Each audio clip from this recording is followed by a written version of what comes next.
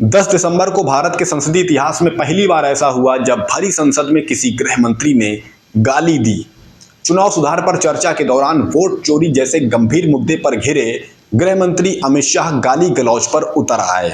उन्होंने संसद में साला नाम की गाली दी जिस पर बवाल मच गया। जैसे ही शाह ने इस अपशब्द का प्रयोग किया, तुरंत राहुल गांधी ने उन्हें टोका। राहुल ने कहा कि महोदय, ये असंसदीय शब्द है। राहुल के साथ उपनेता विपक्ष गौरव गोगोई ने भी टोकते हुए कहा कि क्या अमित शाह बाजार में बात कर रहे हैं।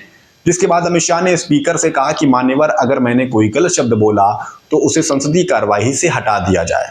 जब अमित शाह बुरी तरह घिर गए तो उन्होंने विपक्ष से कहा कि वो शब्द हटा दिया जाएगा।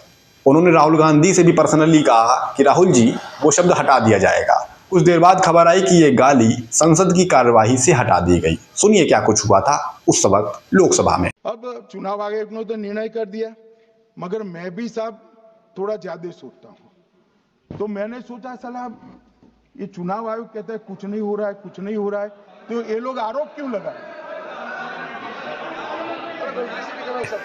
ये पूरा ही वाकया 10 दिसंबर का था, जब लोकसभा में चुनाव सुधार विषय पर सरकार की ओर से गृह मंत्री अमित शाह भाषण दे रहे थे।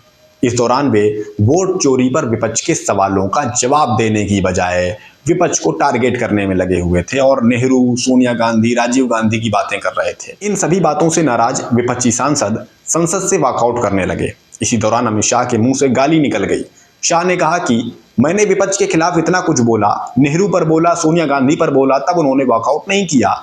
लेकिन जैसे ही घुसपैठियों का मुद्दा उठाया, मैंने सोचा, साला अब चुनाव आयोग कहता है कि कुछ नहीं हो रहा है, कुछ नहीं हो रहा है, तो ये लोग आरोप क्यों लगा रहे हैं। जैसे ही शाह ने इस गाली का प्रयोग किया, तुरंत इस आपत्तिजनक भाषा पर राहुल गांधी ने उन्हें टोका।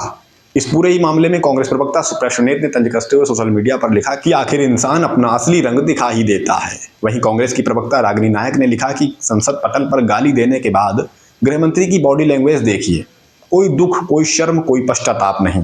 कांग्रेस ने शाह को गालीबाज करार देते हुए उनकी कड़ी शब्दों में आलोचना की, जिसके बाद स्पीकर ने शाह की गाली को संसद की कार्यवाही से हटवा दिया।